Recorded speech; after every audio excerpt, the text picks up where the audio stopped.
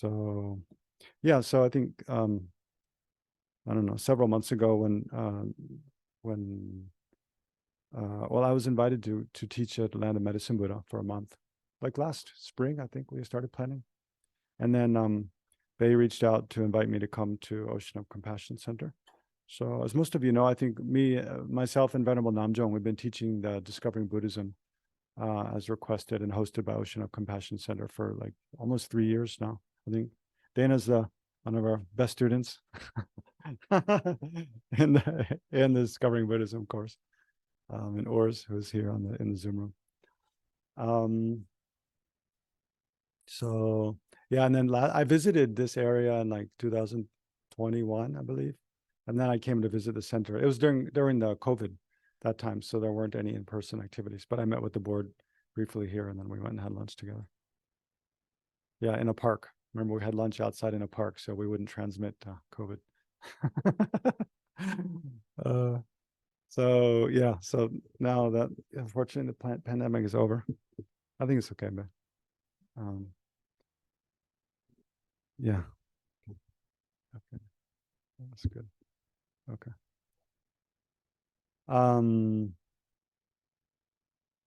Yeah. Anyway, so then I finished the Geshe program at Sarah J. Just with my final ceremony was in last July.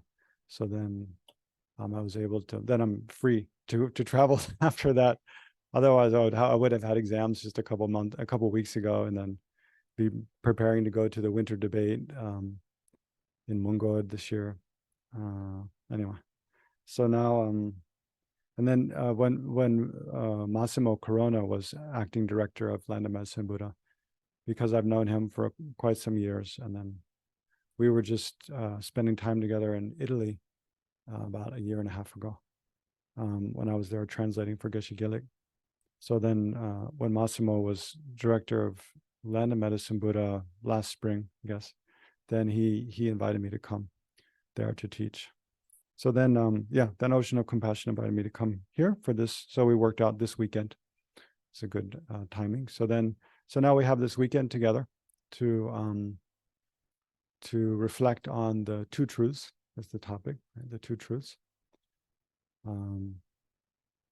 So as I was preparing for the sessions, I was thinking how, when I was a new Buddhist, I think the first maybe 3-4 years, maybe more, like actually probably quite a bit more. The two truths was something I heard about, but I really had no idea what it meant, what it was about. The four truths, you hear quite a lot about right from the beginning. But the two truths is often it's a topic that's kind of overlooked a bit, mainly because it's difficult, right? Because it's mainly has to do with emptiness. Because there's conventional truth and ultimate truth. Ultimate truth is just a synonym for emptiness, which is one of the most difficult ideas to understand in Buddhism, but probably the most important. But it's not that difficult. I don't want to set you up for some kind of disappointment. It's not that difficult. So my job this weekend is to try to make it practice easy, right? Easy to understand, and we try to get a taste of what are the two truths, especially what is emptiness. And then, and why the two truths is so important is because by correctly understanding the two truths, you dispel a lot of misconceptions about emptiness. For example, that many people would think emptiness or shunyata means nothingness, means that in actuality nothing exists. You even hear many people who have studied Buddhism for quite a while kind of assert that everything that appears is just an illusion, and that nothing actually exists. Just like the appearances in a dream like don't exist when you wake up in the morning. So the idea is like the misperception many people have is when you realize emptiness, then you realize actually nothing exists, which is a total misnomer. So understanding the two truths helps to see how dependent arising, which is a conventional truth, and emptiness are actually mutually supportive of one another. You can't have one without the other. So if nothing exists, emptiness, of course, also would not exist, right?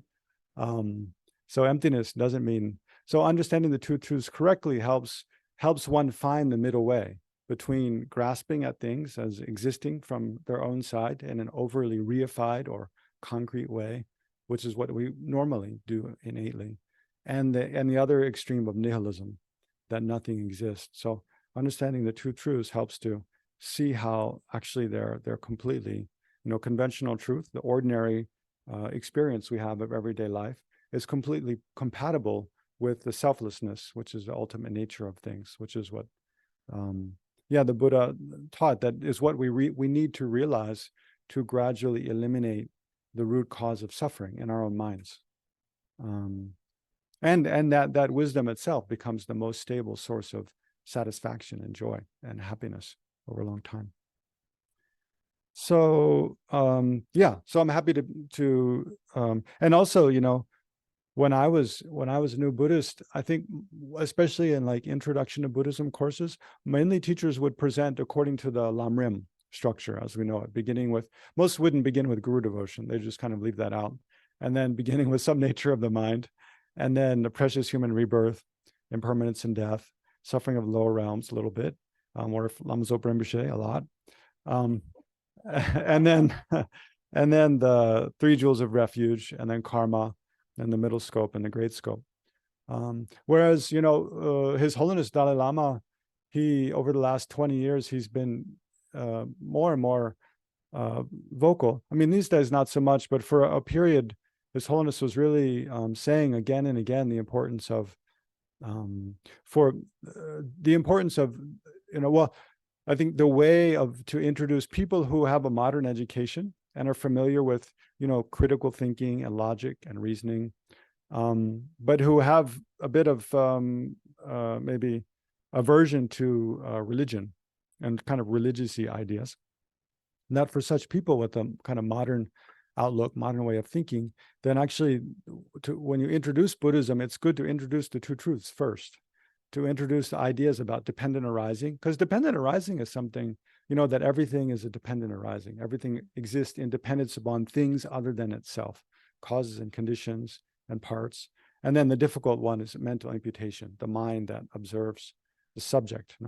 But without a subject, there's no object. Like subject and object are mutually supportive, mutually enable one another to exist.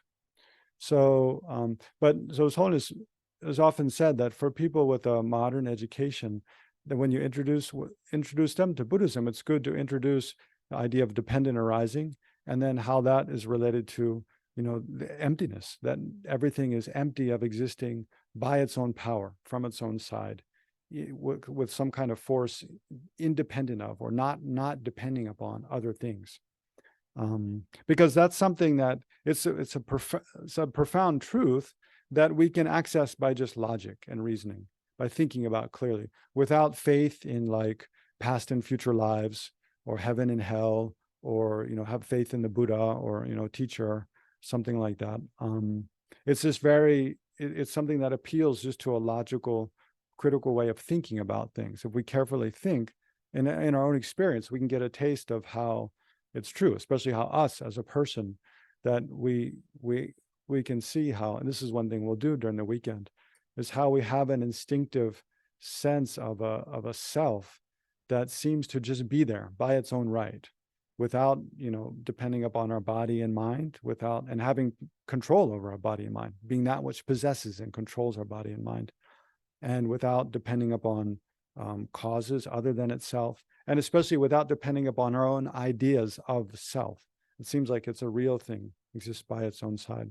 But then when we analyze to see actually how do we exist as a person, what are all of our constituent parts, then we can see that there isn't that kind of thing that we instinctively grasp at. It's not there at all. It's a complete illusion.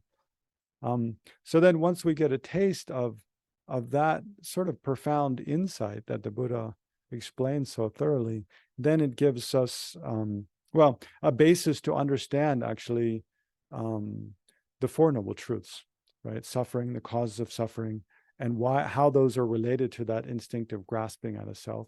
And then because when we analyze, we can see that kind of self we instinctively grasp at doesn't exist, then how it's possible to eliminate that mind grasping in that mistaken way, and thereby how it's possible to achieve the truth of cessation and the truth of the path. Anyway, so His Holiness recommends, first you have to understand the two truths. Then by understanding those, you can understand the Four Noble Truths.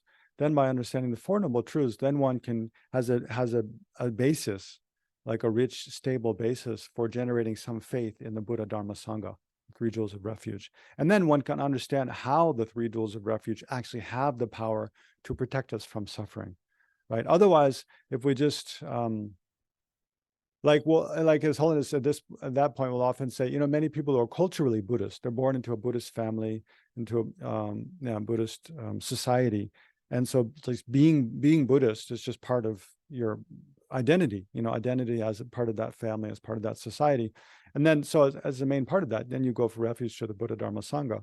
But there's a big danger that if you never study and you never really understand what the Buddha taught well, and then you don't understand the two truths, you don't understand the four truths, and then your faith in the Buddha, Dharma, Sangha is just blind faith.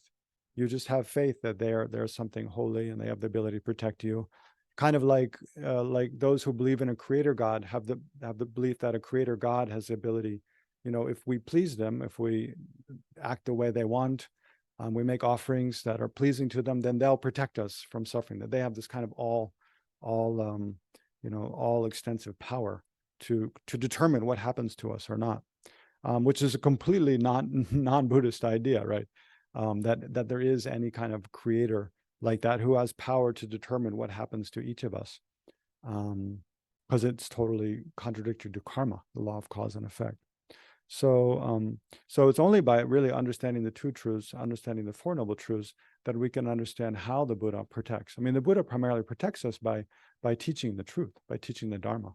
Right. And then it's up to us, if we practice accordingly, then actually, finally, we protect ourselves from suffering by not harming others, mainly, right? Is the way we protect ourselves from suffering.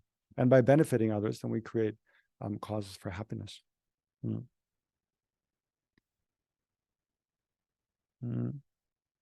Anyway, so what I'd like to do this weekend, looking at the two truths, is there are different ways of presenting the two truths. Yeah. Like the first time I really got I think a decent understanding was when we study in the monastery in the Geshe studies program. We studied the two truths in the fifth year of the program. When we studied the first chapter of the Ornament of Clear Realization, Abhisamayalamkara, then one of the early topics is the two truths. But there, when we study in that context, we have to study, the way it's presented in the Abhisamayalamkara, it's just mentioned by one phrase, basically, which I'll quote later on. But then, it's more of it's not like a meditation-oriented presentation. Basically, it's a debate-oriented presentation, to understand some of the main features about the true truths, and then debates about them from, according to different scholars. So it's a bit of, in that presentation also, it's not according to the highest view. Within the tenet systems, it's according, it's according to what do you say in English? The two middle ways. There's a consequentialist middle way and the autonomous middle way. It's according to the autonomous middle way school. So that's one way of presenting the two truths, is in kind of a technical way with debate. Another way that's probably more common in Western setting like this at a center is to present the two truths in the context of the tenets, of the four tenet systems. So in Buddhism, there's four main tenet schools. This is kind of a Gelugpa interpretation, but there's the the Great Exposition School, and then Sutra School, then the mind-only school, and then middle way school. So, it's true that to really understand the two truths well, you need to start with the kind of most basic presentation in the Great Exposition School, and then the slightly different in the Sutra School, and then a much more subtle in the mind-only school, and then see how the middle way school refutes that and has their own presentation. And then within those, there's the autonomous middle way school. and then that's refuted, and then by the consequentialist middle way school. So the highest presentation is the consequentialist middle way, or Prasangika Madhyamaka school. But I didn't really want to go through all the 4 schools in this weekend. I thought, I might give you a headache. And me, and also I don't think it's so, actually, it's necessary. I think maybe it's better. So the way and a friend, a nun friend I was spending some time with last month, kept saying, well, how are you going to present the truth, the 2 truths in terms of the 4 tenet systems, or what? I was like, no, not that way, but I'm not sure how, but not that way. So yeah, but so what I want to do is present the 2 truths. I was a practice oriented introduction to the 2 truths. It's kind of the title I came up with. Actually, I'll share my PowerPoint slide now. I think I have it. Yeah.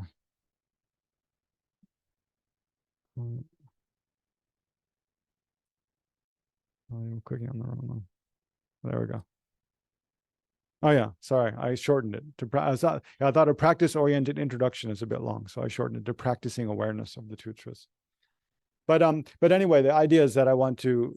We'll focus on the highest view, the consequentialist middle way school view. So I'll just present the 2 truths according to that school. But then I also wanted to introduce you to, yeah. On the one hand, I wanted to some of the important quotations from from some of the sutras, where Shakyamuni Buddha himself spoke about the 2 truths, and then some quotations by Nagarjuna, and then by Chandrakirti, especially there's quite a bit by Chandrakirti, and then Lama Tsongkhapa.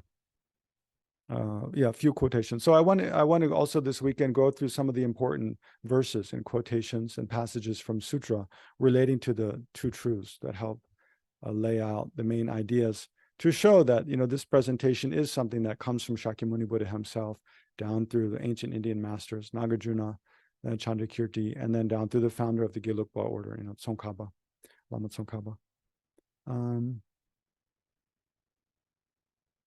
But then I also want to, this weekend, one other thing I want to do is introduce you to, because it's very much part of the 2 truths in a way, introduce you to this practice that His Holiness the Dalai Lama has been encouraging all of us students to engage in on a daily basis, called the all-encompassing mind yoga, something like that.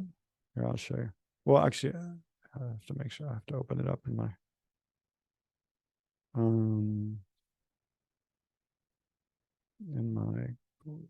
laptop first. So this is a practice. If you watched teachings by His Holiness in the last couple of years, like during COVID, almost every teaching His Holiness gives, he'll always encourage us to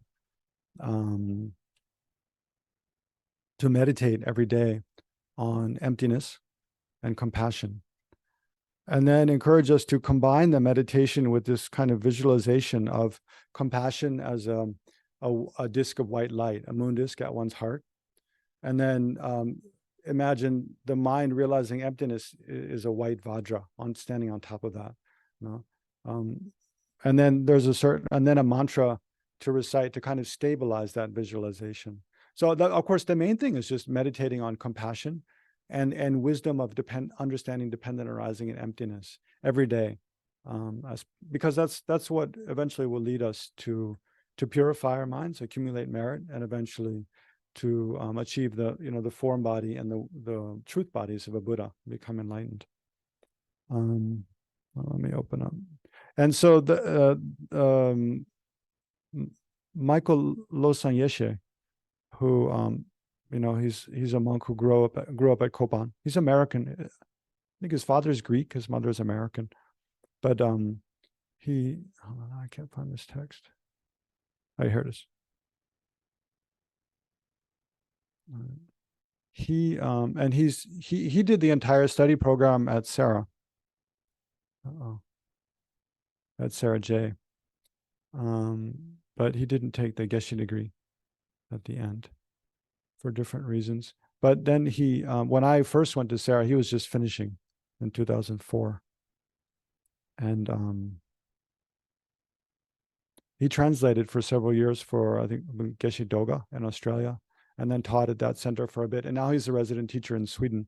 Anyway, he recently compiled this practice that His Holiness has been encouraging all students to do in a booklet that was published earlier this year. I'm not sure many people know about it, but it's very good. So I took some of the quotations I've taken from here, but I want to also just introduce you to this practice. We won't go through the entire booklet, but to introduce you to that practice and encourage you, to use it in the future.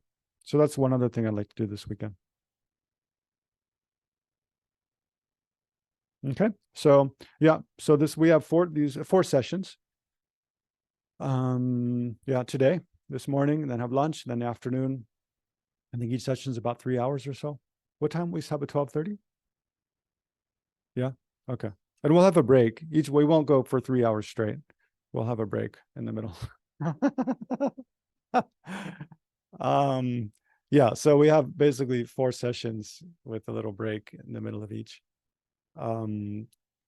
Yeah, to go through, yeah, so this kind of practice-oriented introduction to the two truths, and then look at some of the main, I don't know, what do you say?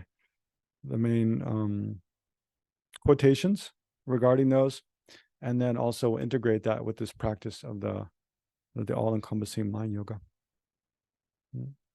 So to begin, I'd like to spend some time just generating a positive motivation. Yeah. So we'll, especially because we're going to integrate this art, looking at the two truths with the meditation on compassion. Then I thought to go ahead and just begin with the motivation of compassion. And so this is in that all-encompassing mind yoga practice that His Holiness kind of teaches. Then one verse he uses to as a basis to meditate on compassion is by Chandakirti. So the main passages concerning the two truths from Chandakirti are from a text by him called Entering the Middle Way, Umalajugba. But it's fascinating that, that text, it's mainly, it's on the 6 perfections, right? The perfection of generosity, perfection of pure morality, perfection of patience, the perfection of joyous effort, the perfection of meditative stabilization, and the perfection of wisdom. So which is it embodies all of the Bodhisattva's practice. In the Lamrim, after there's explanation of how to generate bodhicitta, then once one has generated bodhicitta and become a bodhisattva, then the main practice one engages in is the 6 perfections. So yeah, so Chandakirti composed this treatise, which is really, it's a commentary on Nagarjuna's root wisdom, but it's not a word commentary, and it's not like a line by line commentary. Rather, it's kind of explaining the main meaning of what Nagarjuna is teaching, but organized in quite a different way, right? Because, what Nagarjuna is teaching, because Nagarjuna, the root wisdom, I don't believe it's organized around the 6 perfections. It's organized completely differently. I'm not really sure. It's got like 26 chapters, I believe, and I haven't studied it in detail. So I don't remember what's the logic for the structure of those chapters, but this is this commentary by Chandakirti on Nagarjuna's root wisdom is really on the main meaning of that text. And so most of Chandakirti's text, there's only a little bit on the first 5 of the 6 perfections, on generosity, morality, patience, joyous effort, and concentration. There's just a few chapters on each. The main body of the text is on the perfection of wisdom. Actually, I should correct, because Chandakirti's text, Enter the Middle Way, it has 10 chapters. Because actually, if the perfections, actually there's 10 perfections. Usually we just speak about 6, but actually there's 10. The last 4 we don't speak about so often. Anyway, so in the section, the 6th chapter of the Entering the Middle Way on the perfection of wisdom, then there's a lot of discussion about the two truths. So that's where, yeah, a lot of the understanding of the two truths, according to the consequentialist middle way school, comes from. But it's fascinating. So this is the point I was getting to in a very roundabout way. That this text by Chandrakirti, which is primarily on the perfection of wisdom, he, typically, like in the Kangyur, if a treatise, if a sutra, or in the Tangyur, if a commentary, if it's about wisdom, emptiness, it opens with a homage to Manjushri, the Buddha of wisdom. Whereas Chandrakirti's text opens with a homage to great compassion, right? And so this verse here, which is on the screen. He says, as compassion alone is accepted to be the seed of the perfect harvest of Buddhahood, the water that nourishes it, and the fruit that is long a source of enjoyment. Yeah, sorry, my spacing there is a bit off. I will praise compassion at the start of all. Right. So Chandrakirti, who's in this case composing this brilliant text about wisdom realizing emptiness, instead of praising Manjushri or praising the Buddha at the beginning, he praises compassion itself. And he gives the reason for doing so, saying that because compassion alone is accepted to be the seed of the perfect harvest of Buddhahood. So it's the very seed. It's by, seeing the suffering of oneself, and wanting to be free from that, and then recognizing that all other sentient beings, our family, our friends, our neighbors, strangers, animals, and whatever sentient beings exist that are under the power of, have afflictive emotions and under the power of karma, that they suffer day to day, moment by moment. And the beginning of the suffering is, unfindable, it's endless. And as long as they don't generate the wisdom eliminating the root of samsara, then there's no end to their suffering. So it's this profound, compassion, seeing the suffering of countless sentient beings, and then wanting to free them from that. That is the very seed of Buddhahood. Like that's kind of the first spark of, that or the first seed that gradually grows into, this all-pervasive mind of compassion and mind of wisdom, working spontaneously and continuously, and appearing in whatever way is most beneficial to sentient beings to free them from suffering. So really, compassion alone is accepted to be the seed of the perfect harvest of Buddhahood. So, meaning the result, the final result of Buddhahood, what's the first seed that eventually grows into that is the mind of compassion. And then the water that and it's also, compassion is also the water that nourishes that seed. So the idea is that, even we initially have this mind seeing, recognizing our own suffering, recognizing the suffering of countless other sentient beings and wishing to free them from it. But to actually free sentient beings, we need to develop as a person and develop positive qualities. And so as we're practicing the path, especially, increasing our wisdom, our patience, joyous effort, our meditative concentration. So as we're practicing on the path, then what is kind of the fuel to keep us going is compassion itself, is again and again seeing the suffering of sentient beings and and wishing to do something about that. So to relieve that, to relieve them from it. So it's kind of like His Holiness says, it gives you a great courage. When you realize, you see the suffering of others and you're determined to do something to free them from it, then it kind of gives you this inexhaustible courage and energy to continue no matter what. So in that way, he says that compassion is like the water that nourishes the seed for full enlightenment. And then it is the fruit, and the fruit that is long a source of enjoyment. So not only at the very outset of the Bodhisattva path, we need compassion. Then on the path, as we're practicing, to sustain our practice, we need compassion. Then even the resultant state of enlightenment, when we look at the qualities of an enlightened being's mind, there's the qualities of mainly compassion and wisdom, right? So the Buddha, who, a fully enlightened being who has no more work to do for themselves, right? Of course, they're working for the benefit of others, but in terms of personal development, they developed to the nth, to the highest possible degree of, perfection, of development, of positive qualities for themselves, and eliminated all faults. But yet they, it's like, well, yeah, and they dwell in complete satisfaction, perfect joy, and happiness, like undescribable, unimaginable kind of happiness and joy. And why do they have that? Because of their caring about other sentient beings, right? Not because of the mind of wisdom. Of course, the mind of wisdom brings some joy, but because they're incredibly, selfless, caring about all sentient beings, which is also, in essence, compassion. So, so compassion is the seed of the bodhisattva path. It's the fuel that kind of sustains a person on the path. And then in the resultant state, it's like the source of infinite, never-ending joy. Um, to be using, it's kind of like the joy. I always think, when we try to imagine the qualities of a Buddha, it's very difficult to do. So we always have to try to find some kind of slightly similar example in our own experience. No, so it's just like the joy of caring about, another person, like a parent for their child or for a sibling, or caring about a friend or a partner. So you can see how when we, even when we see someone as another person is suffering, but that mind, it's like we can either just have a cold attitude towards them and sort of, as we often do with like people we feel like maybe drug addicts or homeless people or something, that we feel like, I don't know what to do. It's just too much. So we kind of turn away.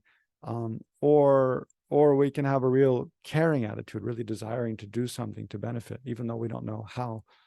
So, but that kind of, when we see the suffering of another, and we sincerely, we empathize, we feel the degree of what they're experiencing, and then we direct that empathy into a wholesome intention, wishing that they could be free from suffering and that we could contribute to that somehow, right? So you can see how that mind of compassion, wishing that a person is free from suffering and wishing to contribute to that, to be part of their being free from suffering.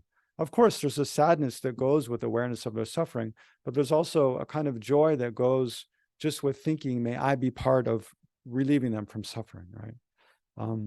So of course, when the Buddhas, as an enlightened, being, they see this infinite suffering of beings in samsara, and I can't imagine what that would be like.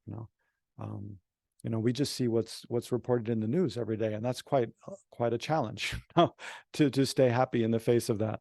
But then to see the mind of every sentient being, to see every realm, be able to see the hell realms directly, and the hungry growth realms, and know the feelings of every animal, as they're being eaten by other animals and stuff, like, and every individual person who's being, abused or imprisoned somewhere, or, oppressed, or, just deeply depressed, like, just to know, as an enlightened being would, to know directly the mind of every being. I think for an ordinary person, if we suddenly had a glimpse of that, we would go crazy. Like, it would completely overwhelm us. But a Buddha, a fully enlightened being, they can see all of that and know all of that. And because of their deep caring, wishing to benefit each of those sentient beings, then, that just deepens their compassion. And I think, and that's a source of joy then, to know that, well, of course, we can't change the world instantly, but to know that I'm doing everything I can to contribute to relieving the suffering of beings. Anyway, so yeah, so Chandrakirti says, as compassion alone is accepted to be the seed of the perfect harvest of Buddhahood, and the water that nourishes it, and the fruit that is long a source of enjoyment, I will praise compassion at the start of all. So let's spend a few minutes and just to generate a motivation of compassion.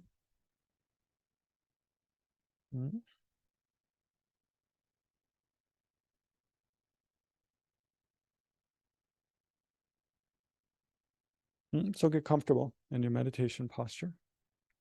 Oh, Abe, I need to plug my laptop in. Well, we can do after the motivation. You just relax first. I still have half my battery left.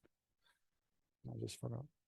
Okay, so get comfortable in your meditation posture.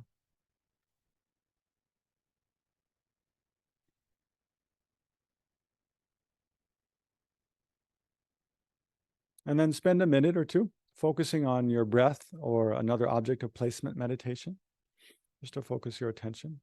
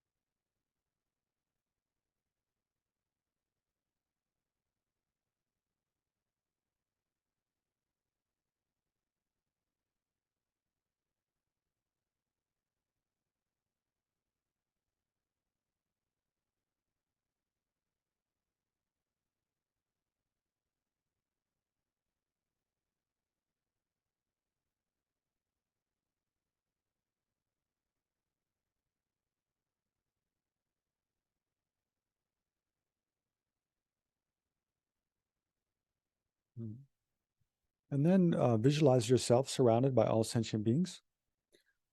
So usually we begin with our mother and father of this life. So imagine your mother of this life. Imagine your mother of this life seated at your immediate right, meditating together with you. And then your grandmothers and aunts and sisters, daughters, and so forth. All of your female friends and family, those who support you, who you naturally have affection for. Imagine to your left and behind you.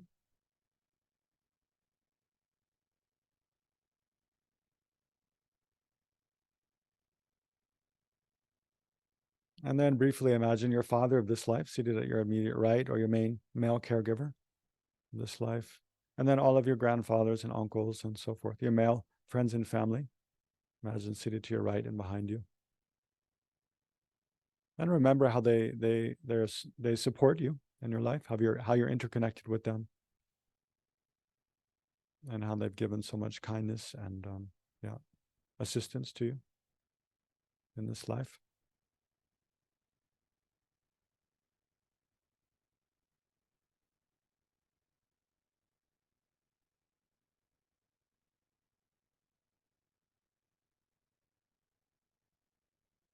Mm.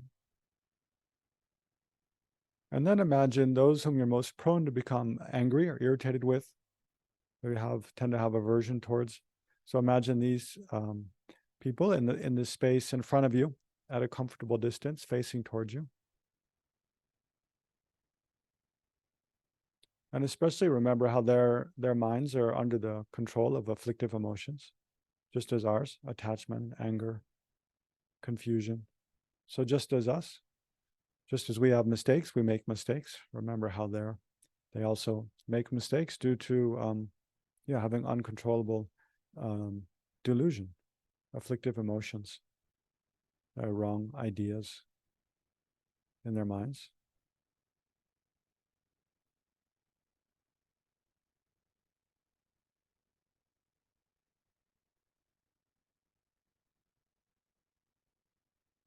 We can also reflect in relation to enemies how the harm we receive from them is also due to karmic causes we've created. And so we've created negative karma in relation to these individuals, and that karma ripens as these kind of hurtful interactions with each other.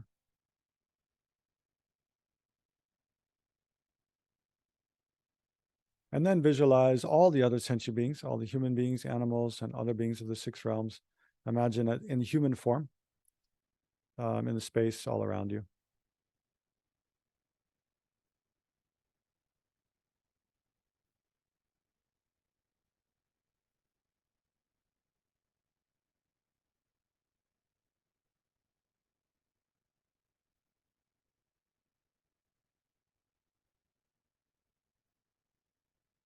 And then briefly remember how oneself has a wish to be free from suffering and to have well-being and happiness. And how all the other sentient beings seated around, beginning with our kind mother and father, and then countless others, strangers, enemies, antagonists, how they're all fundamentally the same. All sentient beings are fundamentally the same and wishing to be free from harm, free from suffering and pain and misery and dissatisfaction, and wish to have happiness and well-being.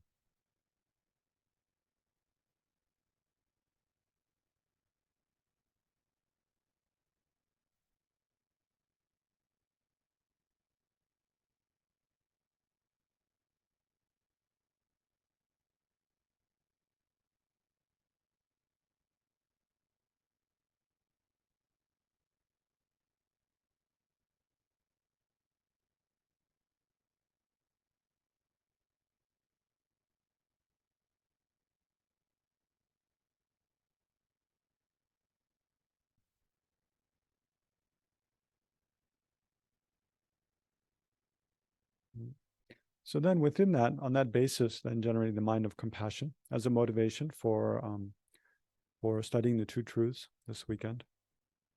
So begin with generating compassion for oneself by reflecting on, suffering that one has. in body or in mind. So just focusing on oneself, observing different kinds of suffering that one has, physical or mental, recognizing that, and then generating the wholesome wish. May I be free from suffering and the causes of suffering. So just very simply like that. And try to generate, not only repeat the words, of course, but to generate this sincere, this attitude of caring and kindness towards oneself, recognizing problems, difficulties one has, and wishing to be free from those.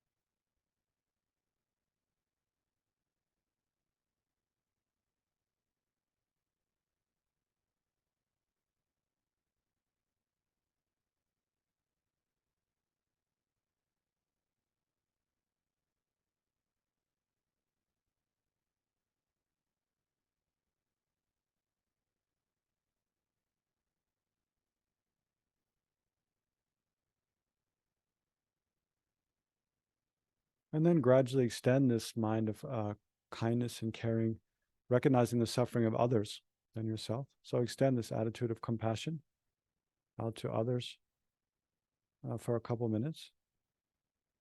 So be sure to include at least one friend, family member, or one stranger, and one antagonist, someone we tend to dislike. But in whatever way you like, extend this for a couple attitudes, extend this attitude of compassion, recognizing the suffering others experience and wishing that they be free from that. And wishing that we ourselves can do something to free them from suffering.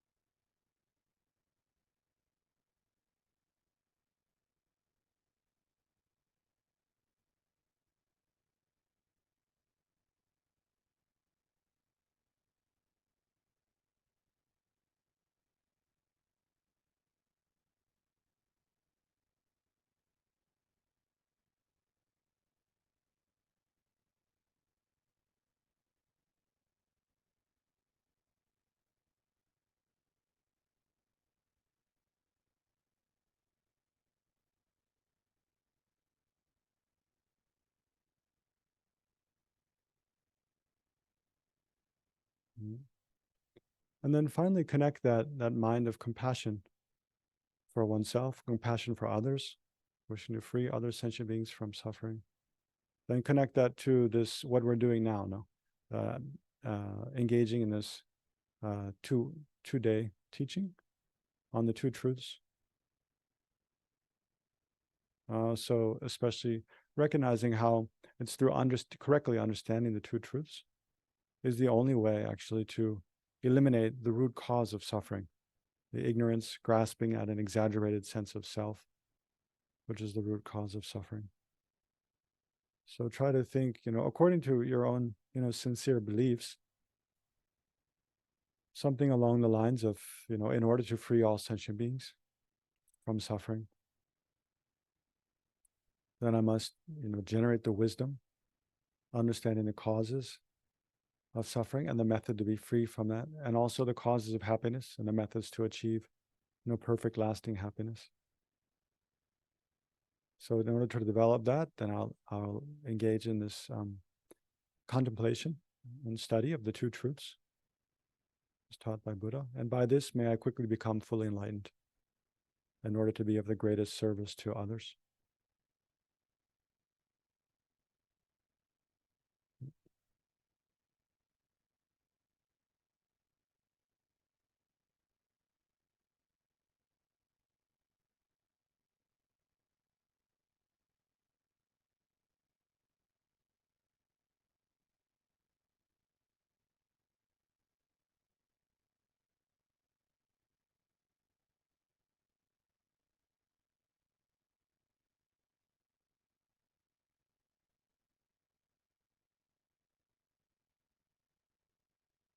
Mm. Okay, so we can pause there, the motivation.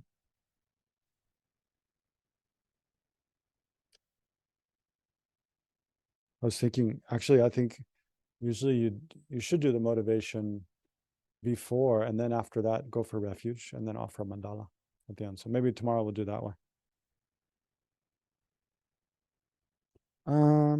Okay, so now is there a place I can plug my computer in so it doesn't run out? And I'll get my mouse out too so I can.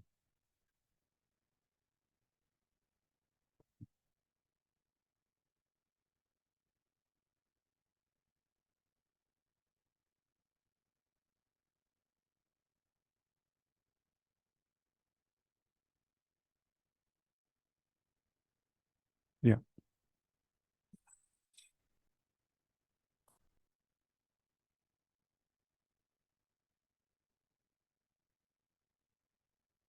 it's 11:15. Oh, we started at 10 now. We're at 12:30. Well, let's take a little bit break soon. Oh, but okay, there's a bit more on the motivation. I have this other quote. Oh yeah, this is just a quote from His Holiness from that all-encompassing yoga meditation.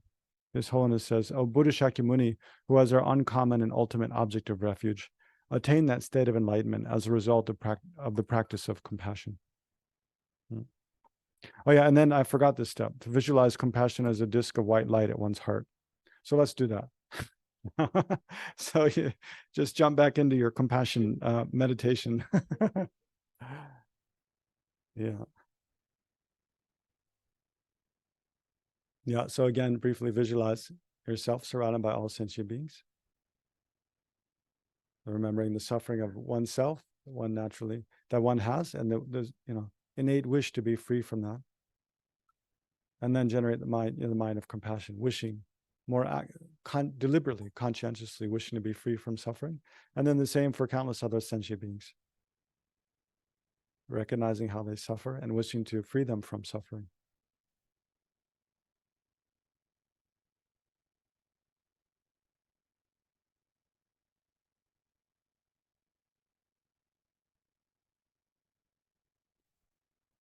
And then also remembering, as His Holiness says, how it's independence upon the practice of compassion that Shakyamuni Buddha, achieved the state of full enlightenment, and then benefited, the world in such a way that now 2,500 years later, we're still remember him, remember his teachings, and millions of people still benefit from the work of this one person. It's all through the power of his compassion. So then we can aspire ourselves to become like that in the future. Independence upon compassion to become fully enlightened.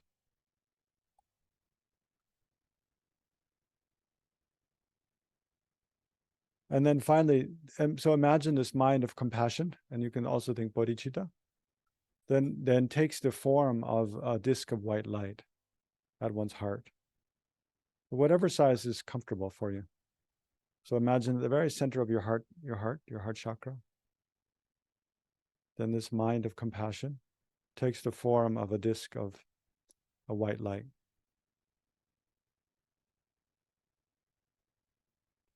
And try to visualize that very clearly.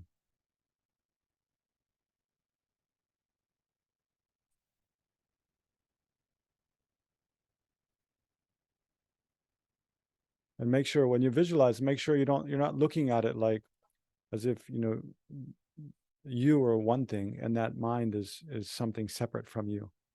The mind of compassion appearing as a disc of white light at your heart, that is something else, something other than you. Try to feel like you are that, to strongly identify with, as if I am this mind of compassion appearing as this disc of white light.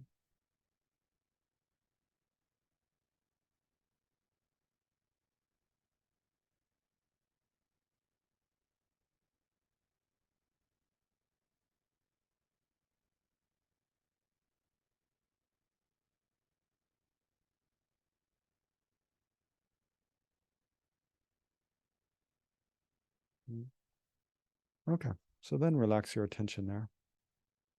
So we'll come back to that, this visualization and that meditation again through the weekend. Of course, we'll be focusing mainly on the mind, the wisdom mind, understanding emptiness, and then visualize that taking the form of a vajra, a white vajra on top of the white disc. But we'll try to repeat this kind of meditation. So let's take 15-minute break now.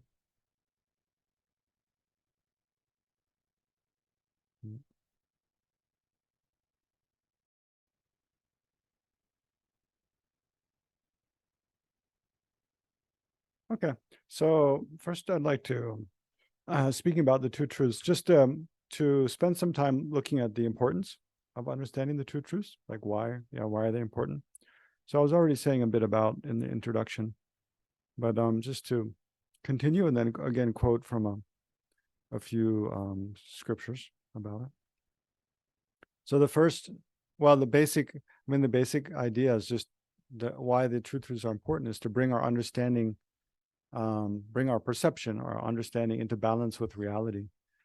So, this is kind of a broad principle in the Buddha's teachings, is that the reason that we have suffering at all is because our understanding of how we exist, how other things exist, how the world exists, is different than reality, right? So anytime there's a difference between one's understanding and reality, then there's kind of conflict between the two, and that leads to kind of tension. That leads to continual disappointment again and again. So maybe a good example of this kind of tension is like many of us have the innately, we have the idea that we tend to have the idea that the way things are now is the way that they will stay, right? That things won't change. And then when things do change in ways we hadn't expected, then we feel surprised and then, a bit traumatized, a bit upset. So this can happen, for example, in very traumatic ways when, someone close to us dies, right? Maybe we have a partner or a sibling or a parent.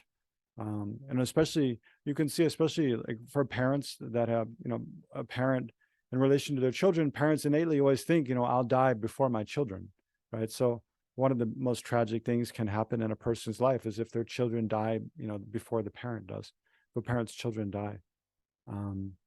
Because it's totally against what we expect. As a parent, we expect that our children are going to, we hope, of course, that they'll live long lives. So then, when they die before us, it's really tragic thing. Because there's, but if if we, and then similarly when a close relative or a spouse, like another really tragic thing happens in life is when two people get married, and then shortly after one of the husband or the wife dies, one of the spouses die, because they don't expect that to happen. When you get married, it's like this new beginning to a new part of your life, and you expect you're going to be able to share many years together, and when suddenly that's not the case, and the person you just committed your life to is suddenly gone, then of course it's really a disturbing thing, really difficult thing to deal with, really upsetting to the mind. And then another is like, a natural disaster. If there's a forest fire and one's home burns, or there's an earthquake or a flood, and then, the home that wanted, gone to so much effort to acquire, um, so much financial difficulty, worked so hard to pay for, and then, maintain maybe for many years, and then suddenly in an instant is completely gone. Yeah, um, it's really upsetting to the mind. But in all those instances, it's like, the reality is that, any of us can die any moment, whether we're young or whether we're old. So, I mean, in reality, just because someone's, our child, or because they're very young, it doesn't mean they're going to live a long life. There's no guarantee to that. So if we think about that again and again, or aware of that, then when it happens that, a child or even our own child dies, it's not such a shock, because we're already kind of in touch with that reality that, the only thing that's predictable from the time we take birth, the only thing that's certain to happen in life is death. Like everything else is not sure. Death eventually will definitely come. So the more we're aware of that, then the less of kind of jarring it is to the mind when, someone close to us dies. And the same with, if when we become, married to someone, then realize, for ourselves, it's not sure how long we're going to live, but the other people as well. And we can never know like what's going to happen tomorrow, the next day, the day after that. And then the same with natural disasters. Of course, we tend to think, same with illness also, like, oh, that we see other people's losing their homes, due to fire, flood, or earthquake. Or we see other people, suddenly get a terminal illness and then pass away shortly. But we tend to habitually think like that won't happen to me, right? Until it happens, and then we're shocked, right?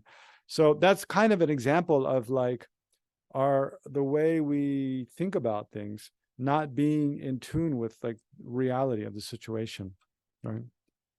So yeah, I mean, I mean, you see that theme running all through Buddha's teachings, that again and again, like in the teaching about impermanence and death, the Buddha teaching his followers that we need to meditate on impermanence again and again. The fact that, I mean, there's subtle impermanence, the fact that everything that arises from causes and conditions is continually changing, but that's also directly related to gross impermanence, which is that, like the flowers that exist here today, next month they'll just be kind of wilted, something in a garbage bin somewhere. No, that all of our lives, they end in death, and that nothing is, even this building, it might look very solid and here now, but if I don't know, what would it take, a 7 or 8 on the Richter scale to like, it'll be flattened, it won't be here anymore.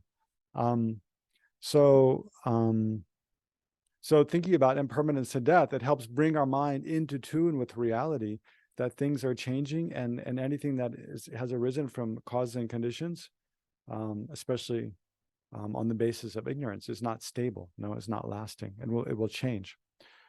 So yeah, so it's because our minds are not clearly aware of the reality of how things exist, that it leads to kind of disappointment and shock again and again, where we're surprised. We didn't expect that to happen. So that's a big part of Buddhist practice in general, and especially, I mean, with the two truths, is looking at the most fundamental kind of level of reality, the most fundamental nature of reality. And if we can bring our mind into tune with that, then it's like everything we do within that awareness of, of deep dependent arising and emptiness, then everything that we do has a stable basis, because it's based on a true understanding of the actual nature of things. And so, whether we generate single pointed concentration, or generate compassion, or whatever we do within that awareness of emptiness is going to be very stable. That's one reason, like, we dedicate. You might be familiar with the practice of at the end of any virtuous practice, when we dedicate, it's said to seal that with awareness. Is to remember, to seal that with awareness of emptiness, right? When we dedicate, to seal it with awareness of emptiness. So the idea is that when we engage in a virtuous action, then when we, at the end, we dedicate, it means like make a prayer. Think, by the power of whatever positive energy I've created, through this virtuous action, then in the future may such and such good things come about. But but it's said that when you make that kind of prayer at the end, if you remember that I, the one making the prayer, is empty of inherent existence, the positive energy or merit I'm dedicating is empty, the things in which I'm praying for to come about in the future and happen, those are empty of inherent existence. If you make a prayer within this awareness of the ultimate nature of all phenomena, then it becomes a very, very stable, right? And that those merits then cannot be destroyed by counteracting negative forces in the future. Now, how that works exactly, like, I don't know, but so don't ask me that question. But that's commonly said, you know, in the kind of oral tradition, and there's some kind of reasoning for it, because you think like the joy of the happiness of an enlightened being, you know, the joy of an enlightened being. Like you can see kind of in examples, like His Holiness the Dalai Lama, Lama Zopa Rinpoche, other lamas that seems like they have very good, stable, you know, realization of emptiness, that it kind of seems like whatever happens around them, it doesn't really affect the mind. No, their mind, just has a source of joy from within, and doesn't kind of really matter what happens. Like a very good example, I was just just heard Venerable Rogers speaking about, you know, his experience of serving as Lama Zopa's attendant recently, and he was saying, you know, when Lama Zopa Rinpoche showed the aspect of having a stroke, I think it was like 2013 or 14 in Australia. So Rinpoche had he had a stroke. So, and then the right half of his body is paralyzed, and he was in and out of a coma for a few days. So I wasn't sure he was going to live or not. But then when he finally came out of coma, and then, you know, and the right half of his body is all of a sudden paralyzed, and he's bedridden, and then slowly do physiotherapy. But they were saying, like, his mind, it wasn't, you know, he wasn't interested in what's going on with his body at all. Like, he couldn't care less. His mind was just as joyful or more so than before. You know? And when he heard, like an example of that, when he was in the hospital and they took the bed sheets away, and then he heard that what they do is they clean the bed sheets, and those are put on someone else's bed in the future. They don't come back to your bed. Then he started like saying mantras and praying and blessing the bed sheets, so that whoever's bed they're on in the future, that person gets blessed by the power of the mantra blown on the bed sheet, and praying for other people in the hospital and things. So, I mean, you see, the mind is completely different from the mind of an ordinary person. And I think that, you know, has to do with, because you imagine what is I mean, also one quality of enlightenment is you never fall back from that realization, right? Once you become enlightened, even once you directly realize emptiness, even once you conceptually realize emptiness, once you have an accurate conceptual realization of emptiness. So this is on the 5 paths. It's from the path of accumulation. The path of accumulation has 3, the small, middle, and great. So from the middle path of accumulation, all bodhisattvas, they realize emptiness. So from that point, there's no falling back, right? Means their bodhicitta doesn't become like discouraged. They don't become discouraged and give up this project to become enlightened in order to benefit all sentient beings. But they continue inevitably. Whereas we can see sometimes we take bodhisattva vows, you know, the aspiration to become enlightened in order to benefit all sentient beings. But sometimes when things are really not going well, no, there's a danger that we give that up, that we feel like, yeah, I can benefit most sentient beings, but these ones, like this one, like, no way, no. Or we become physically sick, you know, and all we can think about is just getting a glass of water and going to the toilet, you know, taking medicine to relieve the suffering of the illness we have. Then it's difficult, you know, when we're really incapacitated ourselves and really kind of overwhelmed with our own physical, mental pain, then it's difficult to think about the well-being of others. But with the realization of emptiness, then because one's mind is directly connected to this deep nature of reality of all things, then that's a very stable basis for developing realization. So that's why a bodhisattva or a Buddha who's realized emptiness, why they never fall back from that state. It's because there's no doubt about the truth of what they're realizing and what the Buddha taught, and the ability to eliminate the root of samsara. and be completely free from that, and to free others from that as well. Yeah. So so one of the main reasons for studying, understanding the two truths is to bring our mind into balance with reality. And then another is to eliminate ignorance. That's the root of all suffering. So here there's this quotation from Nagarjuna from his Fundamental Wisdom on the Middle Way. Where he says, the teachings of the Buddha depend entirely on the two truths: worldly concealer truths and ultimate truths. So worldly concealer truths is one way to translate the Tibetan term for what we usually say conventional truth. So usually we talk about conventional truth and ultimate truth, and I'll talk about this term maybe in just a bit, but conventional truth is one translation, worldly truth is another, a truth for an obscure or a veiled truth is another truth. So these are all synonyms. So worldly truth, worldly concealer truths, conventional truth. I think truth for an obscure or veiled truth.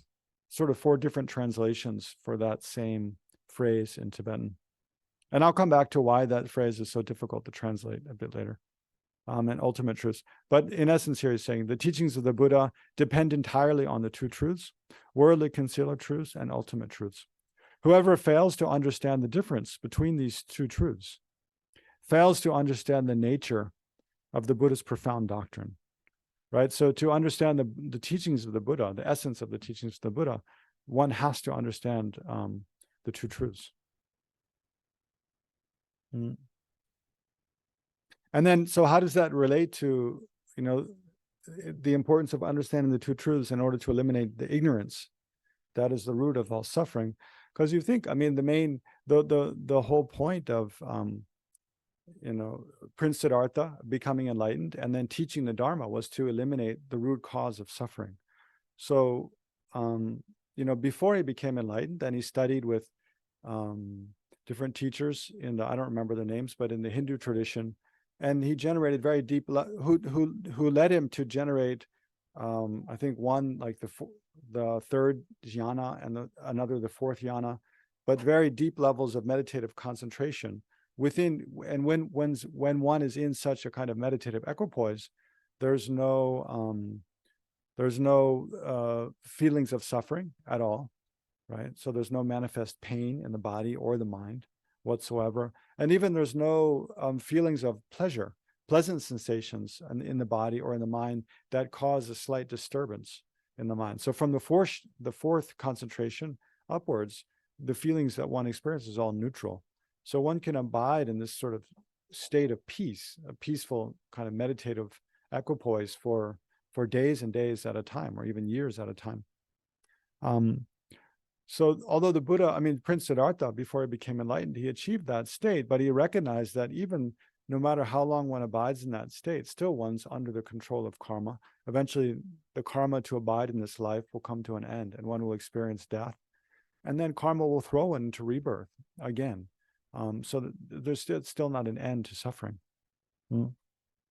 So then he went on to, to deeply investigate, well, what is the cause of taking birth, after which death is inevitable? And his final conclusion was that the cause of taking rebirth is this grasping at a self, the strong grasping at a sense of self in a way that is completely false, right? So the only way to eliminate that is to realize how it's not that there isn't a person. There is a person, of course, meditating, a person who wants to achieve freedom from suffering, a person who wants to achieve liberation and enlightenment. But how does that person exist, right?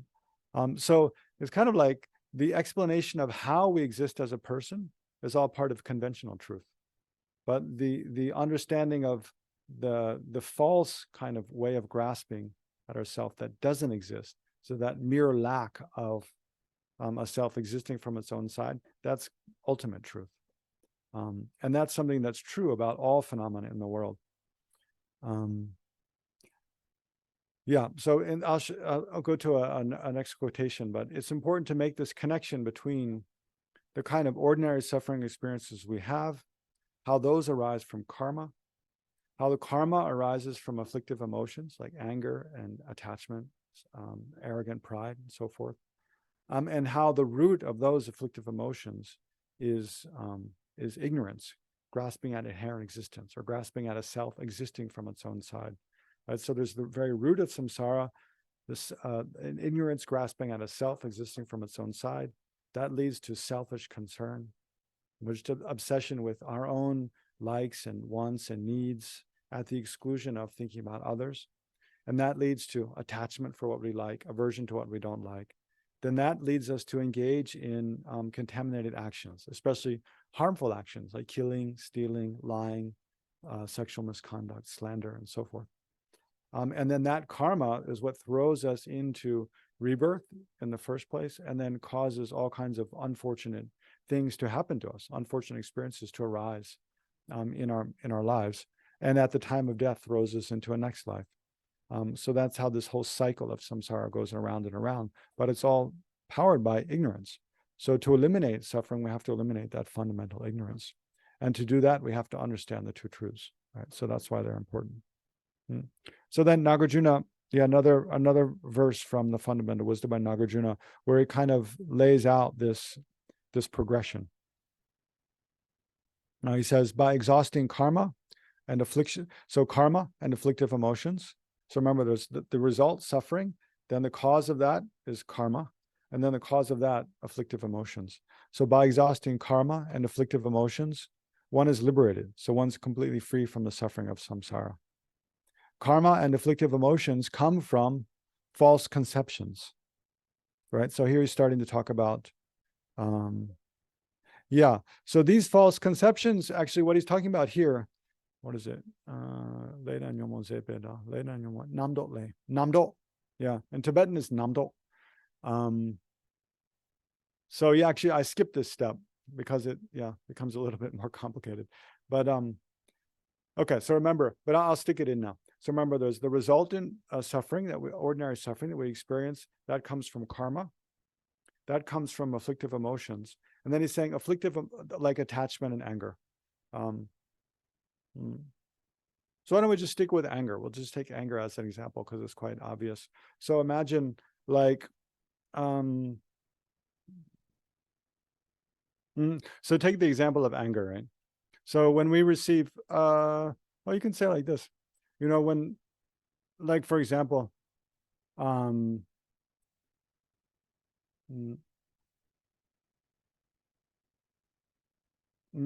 general, like when others get angry at us, especially when it seems kind of inexplicable.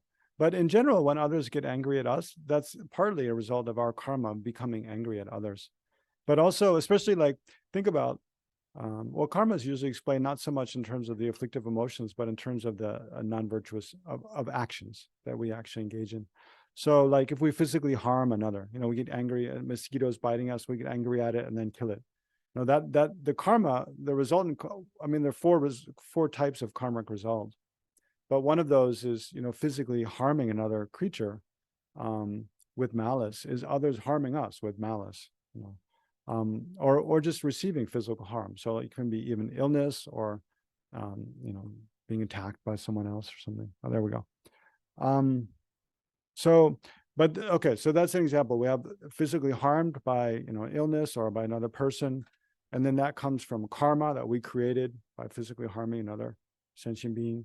And then that, say, was motivated by anger. But then the anger, so here it's saying karma and afflictions come from false conceptions, right? The second line. So that's what we're trying to unpack. Is here he's saying that anger, so the question is, where does anger come from, right? So there's one step between ignorance and the anger itself. So and this is, he's labeling false conceptions, namdok in Tibetan. Actually, the full term is somenijiki namdok. It means like inappropriately believing or inappropriately conceiving concepts. So what that means is inappropriately conceiving concepts it means that, think, where does anger come from? So imagine when you yourself get angry, The mind of anger, it focuses on an object, can be ourselves. We get angry at ourselves, or an inanimate object.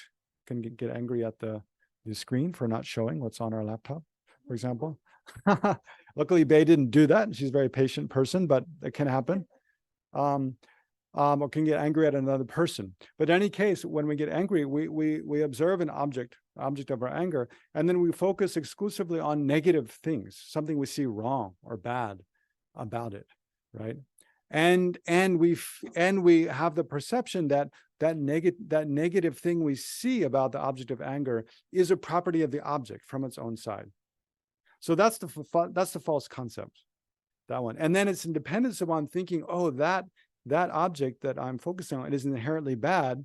Thereby, I need to destroy it. I need to get rid of it. I need to harm it, to incapacitate it.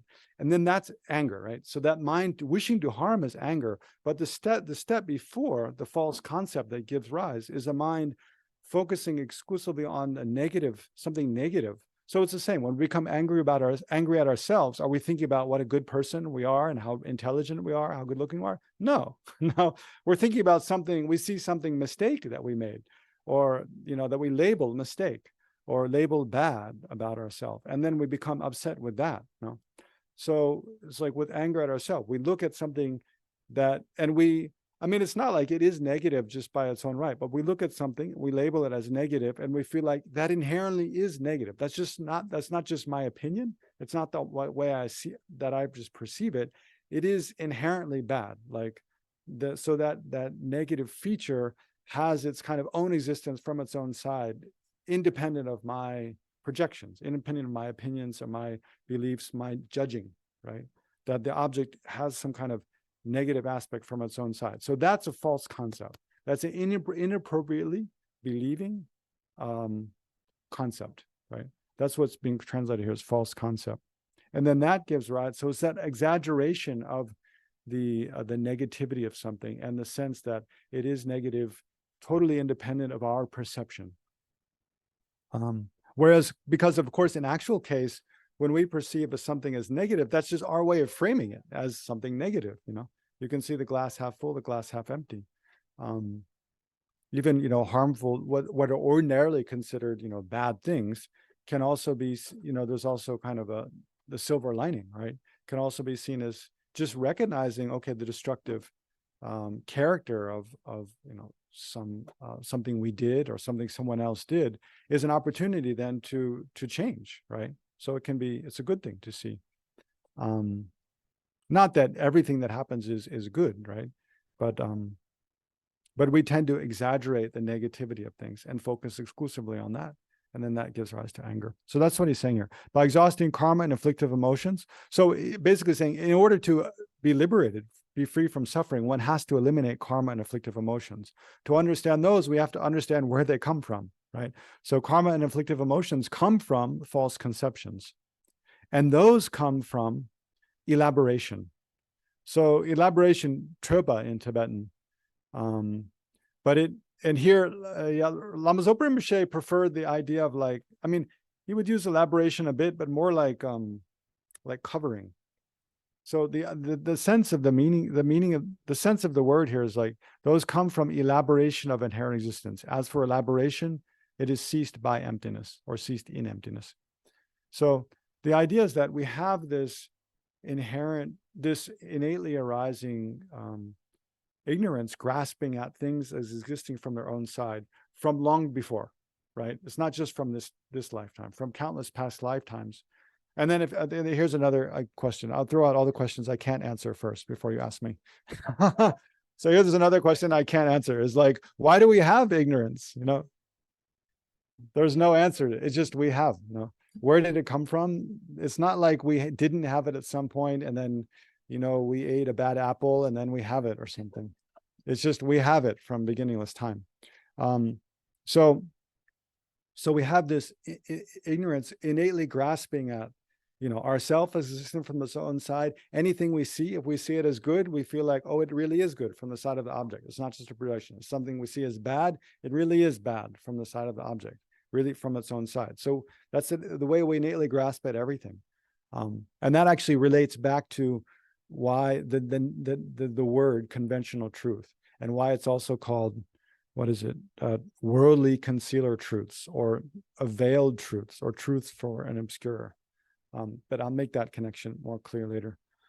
But so for now, though, this term elaboration.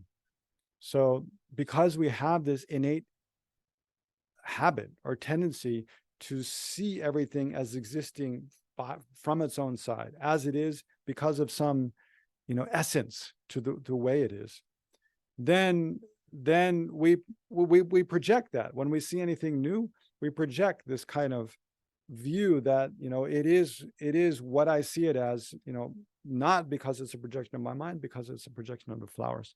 Like if I see the flowers as attractive, I think it's not just a projection of my mind, it's some property of the flowers themselves from their own side. But if that's the case, then everybody who sees these flowers, should see them in the way I see them, as attractive. But we could well have, I don't know, some kind of florist who likes dry arrangements and come in and say like, oh, that's fresh cuttings, just like that. Like, so paltry. Not that I see them. I'm very grateful for the flowers. Like, but you can imagine someone who doesn't like them. It's just like food, Some food tastes delicious to one person, to another person is ho-hum, another person is terrible, right? Depending upon their own experience and their own habituation. But we don't usually see it that way. We send the food we see as delicious. We think, oh, it really is that way. I'll pay a lot of money for it. So that false way of seeing things, exaggerating this kind of degree of reality things have from their own side, from the side of the object, is all elaboration. It's like our mind projects that onto objects. Yes, please. Yeah. Please. Yeah. Please ask questions. Yeah. Mm-hmm. Mm-hmm. So I think I heard you say something about if someone is angry at you, that it's because your karma, like you were angry at them before or something. Oh, it doesn't have to be that person, but partly it's your karma. I'm not saying entirely, for sure, no, because that would be going way too far to say that whenever someone's angry at us, it's all due to our karma. Partly it's due to what's going on in their mind, right? Yeah. Which we have no control over.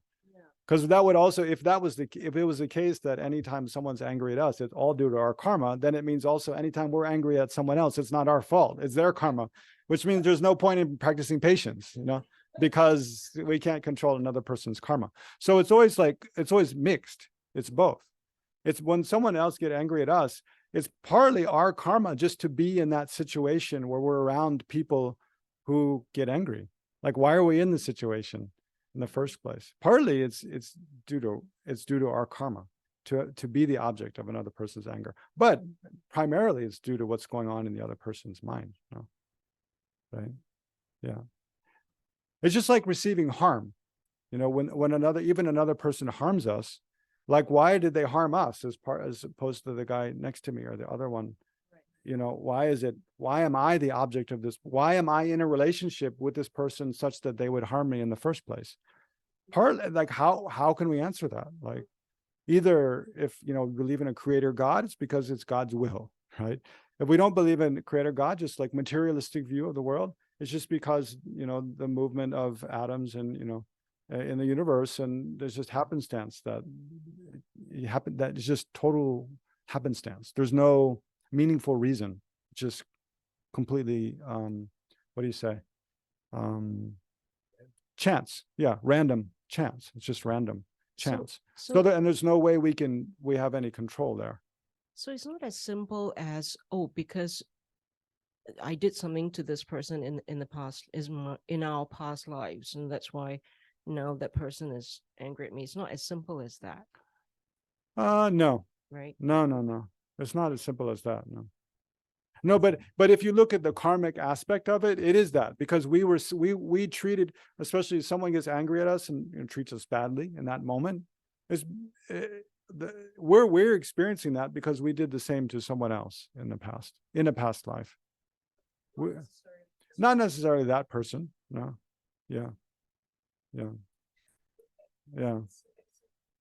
Yes. Helen, right? Yes. Yeah, The reason we all come here study because we previously studied together. exactly. Yeah. Oh, really? Yeah. Or with a similar group of other people. Yeah. But yes, I mean, it is kind of,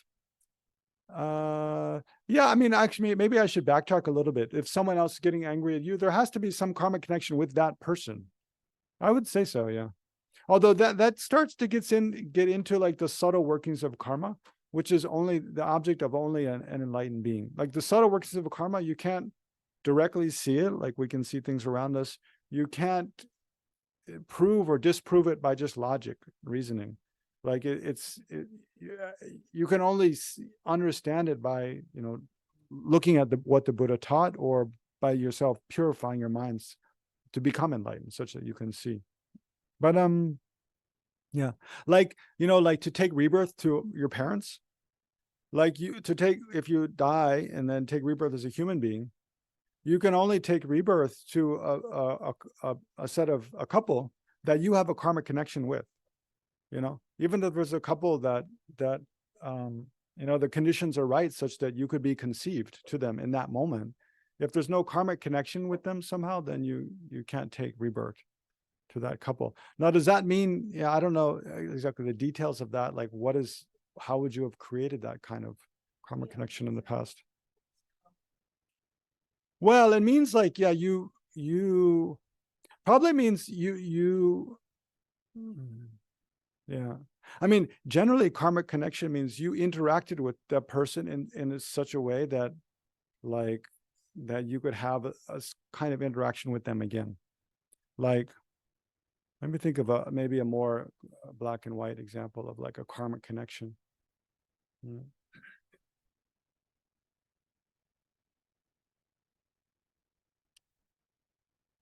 I mean, like a general principle is that the more general you look, maybe the bit easier it is to see that, like, to to be in a place like this where, like in the United States, where there's quite abundance.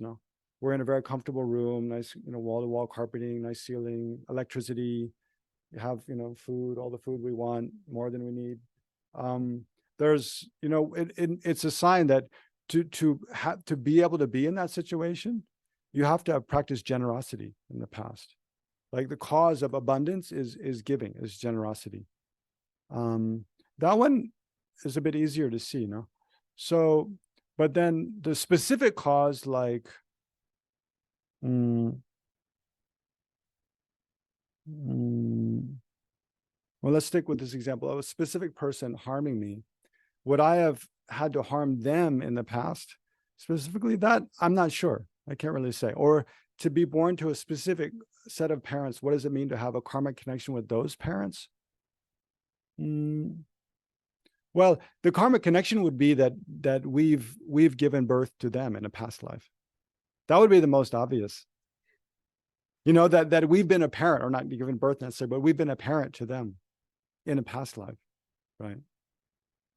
So, and when you look at countless past lives, you might think, okay, well, if we look at one past life, two past lives, it doesn't make much sense, no? But in the view of, countless past lives. But then why are there countless past lives? Because you have to think about the stream of consciousness, the mental continuum. Like, how does it arise? Right? Again, yeah. Born into a dysfunctional family. Yeah. So what if you were born into a dysfunctional family? Yeah. Now, the new age philosophy is that you were supposed to learn something from this relationship. Like, yeah. But what is the Buddhist perception? I mean, like, what the Buddhist perception? Well, let's look at the other, because it's always, I mean, it's kind of circular, right? So the Buddhist perception, yeah, and it's a very good example to think about, because yeah, that's the kind of the side of karma that is the most difficult to explain, because it makes people very uncomfortable. It's like people who look like they're like children, an innocent child, an innocent person, they're born into an abusive family. It looks like they didn't do, what could they possibly have done to deserve that? Like what could possibly explain why they're in that situation? But that's just half the circle, right? So if you just look at half of the circle, you can't really understand a whole circle easily. So if you look at the other half, then like an abusive parent, right? Who's abusing their child as the, through the person's childhood, then what's the karmic result of that? The abusive parent. What would be the karmic result of abusing a person, as they grow up? Of course, to take rebirth as a child who's being abused. Then it makes sense, no? So in the Buddhist view, it's not like nobody begins just at the time of conception. Like we each have ancient histories and we've done everything that's possible to do, whether good or bad, apart from liberation, enlightenment, because we wouldn't be here if that already happened. Like everything else that's possible to do, good or bad, we've done, right? At some point, some life in the past. So none of us are just like none of us when we're a young child, we're completely innocent. That's just kind of that's a perception based on a Christian view of what a human being is, right? That we begin at the time of birth. But that's totally not a Buddhist view. A Buddhist view is we have no beginning. So that means even as a child, we have all kinds of karma in our mind stream to experience good things and experience bad things. So of course, does that mean that we should just not care about what happens to children? No, we should still treat them as we would want to be treated, with loving kindness, and try to protect them from harm. But then why are some children born to very loving, peaceful family, and other children born to an abusive, family where there's maybe, alcohol addiction or something like alcoholism or something like that? It's because of the karma of the child. Now, does that mean like there's something wrong with child? No, we've all made mistakes. We all have negative karma. It's just for some, like that karma didn't ripen in that lifetime because that wasn't the most powerful karma at the time they died, right?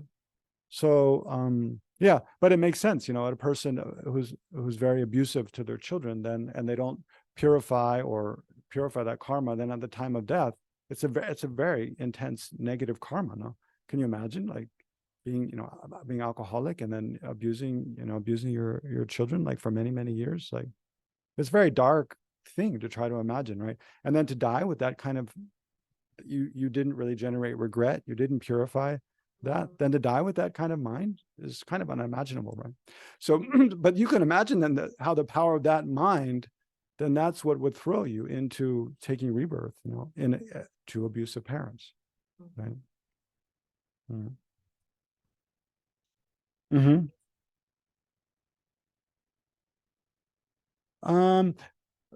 That it seems like elaboration is just a karmic pattern. Well, here, I mean, yeah, we have to. Sorry, maybe I wasn't, because I was kind of going in circles a bit when I'm talking about it. But here, I mean, elaboration, even in Tibetan, the Tibetan word is trupa. And in the English word, like elaboration can have a very general meaning, or a very specific meaning. But here, there's a very specific meaning, and it's talking about not quite a karmic pattern, but more the kind of the type of appearance that we have because of ignorance. Because we've had a habitual kind of ignorance, grasping at things as existing from their own side, from beginningless time, then that shapes the way we see things. So a good example for elaboration would be like, like think of something you grew up with as a child, like some kind of food that your mother or your father made for you, and that you just really like. So that whenever you hear about that or see that food, you crave it, you like it, even though you might know it's really not healthy for you or whatever. Yeah, comfort food. Yeah, think about a comfort food that you have, like durian. Oh, really? Whose comfort food is durian here? Oh yeah, I like durian a lot. It's not a comfort food because I didn't grow up with it, but I like it. Yeah, yeah, durian. That's a good example. Yeah. Durian is just fruit. Oh yeah, I know. For those who don't know, durian is just fruit. It's very unusual because it's about this big usually, and it has spikes, like very sharp spikes on the outside.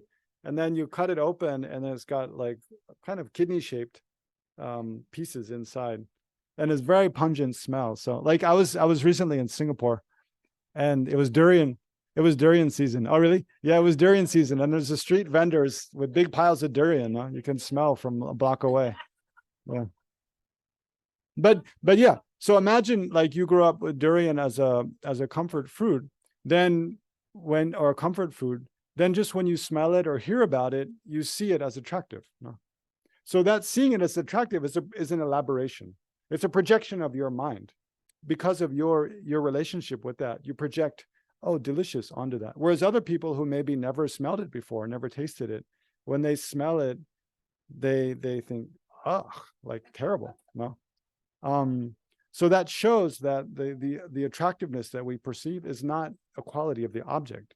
It's due to a dependent arising between your mind and the way you've developed a relationship with that object. Yeah, I mean, any exaggeration is kind of an elaboration, is one type of elaboration. Yeah.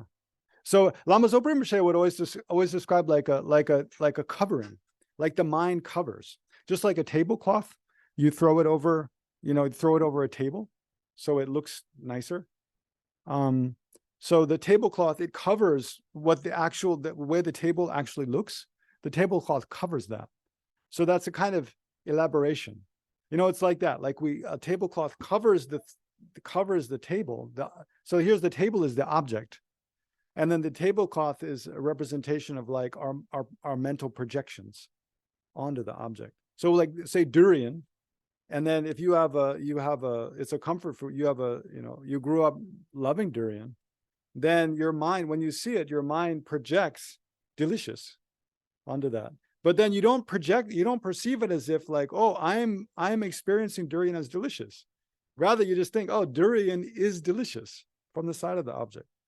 But that's not true. Because if durian really was delicious, anybody who would experience it should experience it as delicious. Just like like a ripe durian, anyone who experiences it experiences as soft and creamy. Because those really are properties of the durian, right? But the deliciousness is not. It's an elaboration, the mind. It's a projection. So here, but here it's saying these false concepts. So it's saying karma, okay, suffering comes from karma. Karma is motivated. We engage in karma actions due to afflictive emotions. Afflictive emotions. Those come from false concepts, like where we exaggerate. We see something as bad, we think it really is bad from the side of the object. And then that's saying, or we see the durian as delicious, we think it really is delicious from the side of the object. But that false concept comes from elaboration. So false concept is also kind of elaboration, but at a kind of grosser level. So here, when it's talking about elaboration, it's the most subtle level of elaboration, where we just see things as existing. We just see durian as being durian, totally independent of anyone's idea of durian. Like for animals in the forest who eat durian, they don't see it in the way we do at all. Their idea of whatever, they don't have it's not just that they don't have the name durian. That's insignificant. That whatever name you use, that's insignificant. But the way you have to imagine, like we have a whole, it's like everything in the world is changing and interconnected. So, and then with our concepts, because that change and interconnectedness is inexpressibly and infinitely like intricate and dynamic and complex, and it's changing all the time. So it's like to simplify everything that exists into kind of usable bits. We use concepts to think, oh, this is durian, this is a mouse, this is a laptop, this is me, that's you. But then we think that kind of simplification through concepts is from the side of the objects.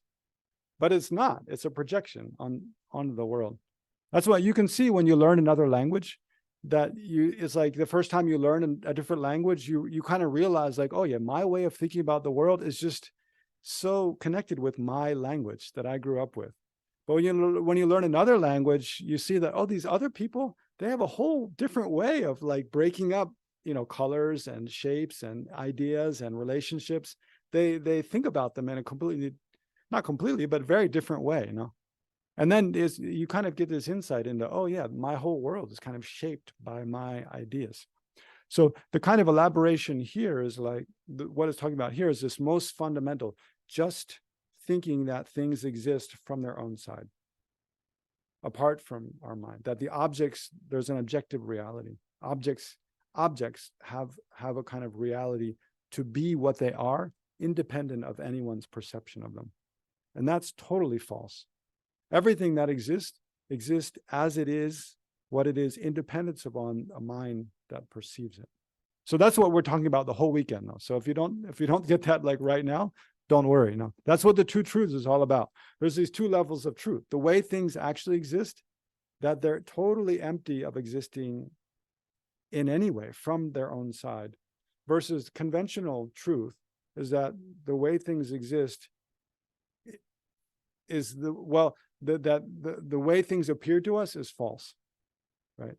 So everything that's a conventional truth, it appears to us in a way in which it doesn't actually exist. It's a kind of false appearance.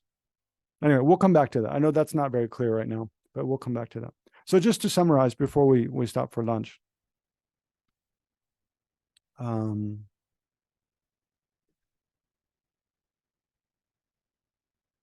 Well, just to summarize this verse, right? So Nagarjuna is saying, so again, just the importance of understanding the two truths. Basically, to be free from suffering, right? So suffering comes from karma, and then by exhausting karma and afflictive emotions, one is liberated. Karma and afflictive emotions come from false conceptions. Those come from the elaboration of inherent existence. As for elaboration, it is ceased by emptiness. Yeah, so this last line, His Holiness always comments, when he comments on this last line, as for elaboration, meaning this ignorance, grasping at things as existing from their own side, it is ceased by emptiness. So apparently, His Holiness says that his own teacher, Kunu Lama, Tenzin Gyaltsen. So there's one famous, he's a lay lama from the Kunu Valley in northern India. Kunu is in Himachal Pradesh, I believe. Kunu Valley, yeah, in Himachal Pradesh. Anyway, northern India. So this Lama, Kunu Lama Tenzin Gyaltsen. He passed away now. He's taken rebirth already, and he's like, I don't know, 20 years old or no. He's a professor apparently at MIT. I just learned that. That's right. Yeah. He's supposed to be a reincarnation of Kunu Lama Tenzin Gyaltsen. Yeah, I just learned that recently. I think I'd heard before, but I forgot. Apparently, he's teaching in Santa Barbara tomorrow. Yeah, yeah. And one of the monks at LMB was going to attend that teaching. But so this in his past life, assuming that's true, he's a reincarnation as Kunu Lama Tenzin Gyaltsen. He was one of the teachers of His Holiness Dalai Lama. His Holiness actually received the transmission and I believe explanation of the Bodhisattva's way of life by Shantideva from him, from Kunu Lama Tenzin Gyaltsen. So he was in this past life, he was a Rime scholar. I mean, he was a scholar of Geluk, Nyingma, Shakya, Kagyu, all four traditions. He was a lay lama, but he also knew Sanskrit well. He was good at Sanskrit. So he apparently told His Holiness this last line in this verse by Nagarjuna from the Fundamental Wisdom, this last line, which is translated as for elaboration, it is ceased by emptiness. Then that actually ceased by emptiness. In Sanskrit, the ceased by emptiness could also be read as ceased in emptiness, within the emptiness. So, and the two different meanings, the two different readings can refer to either of the four truths, the truth of the path or the truth of cessation, right? So if it's read as it's written here, as for elaboration, means this fundamental ignorance. As for elaboration, it is ceased by emptiness. It's referring to the truth of the path, right? Because the truth of the path is primarily meditating on a mind realizing emptiness and increasing the power of this mind realizing emptiness. And so it's that mind realizing emptiness that acts as a direct antidote to eliminate ignorance, right? Just like you turn on a light in a room, it's the light that dispels the darkness, right? Or to warm up a cold water in a pan, you put a fire under it, and it's the fire that dispels the coldness of the water. So so here it is like the truth of the path is an active force that eliminates ignorance, which is grasping at the very opposite of what that truth of the path is realizing. Right? So as for elaboration, it is ceased by emptiness. It's more like an active force, and it represents the truth of the path, how the truth of the path eliminates ignorance. But if you read it the other way, it is ceased in emptiness, right? So that refers to the truth of cessation, which is like the idea that, from the very beginning, everything is naturally free of inherent existence. It has never been there. It will never exist in the future. That's the nature of all things. And then by realizing that, by the truth of the path, then that mind, it eliminates this ignorance, and the ignorance just, it's like it just disappears back into the pure nature of things. Like ignorance has arisen from, as this false perception from the sphere of, the ultimate nature of things is that they're empty of inherent existence. And when it's eliminated, when the ignorance is eliminated, it ceases back into emptiness, right? So as for elaboration, it is ceased in emptiness. Yeah, within kind of the sphere of emptiness. So yeah, you can read either way. Okay, so just to review this, what we've gone over so far. Then we generated motivation of compassion. I described a little bit what we'll do this weekend. Looking at the two truths in general in a practice-oriented way, and then looking at some of the main scriptural citations that describe the two truths according to the consequentialist school, and then practicing this all-encompassing mind yoga by His Holiness. Okay, so shall we stop for lunch now? Let's just dedicate briefly, and then you have a question?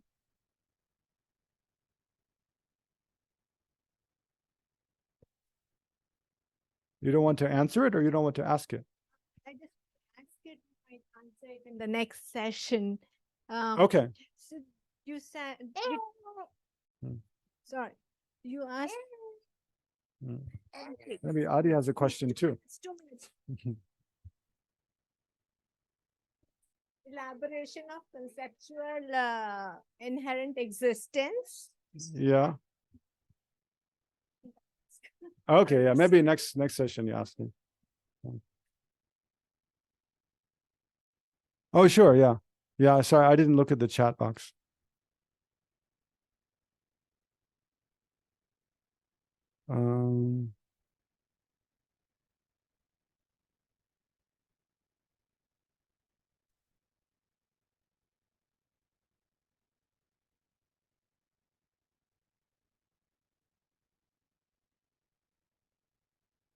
No. Okay. Okay. Anyway, there's plenty of time after lunch this afternoon. So let's dedicate very briefly and then offer the food before we enjoy lunch here. Those online, maybe as we stated, dedicate. So think of whatever merit we've generated in the morning session and rejoice, especially by generating positive motivation at the outset and then reflecting on, beginning to reflect on the two truths. It's kind of the essence of the Buddhist teachings. So by the force of this merit, may all beings be free from every form of suffering and the cause of suffering, karma and afflictive emotions, and the root ignorance. And may all beings have every form of well-being and happiness up to full enlightenment. And may all of our actions only contribute towards that. And then offering the food just briefly, so we can bless it with the this offering, the mantra to purify.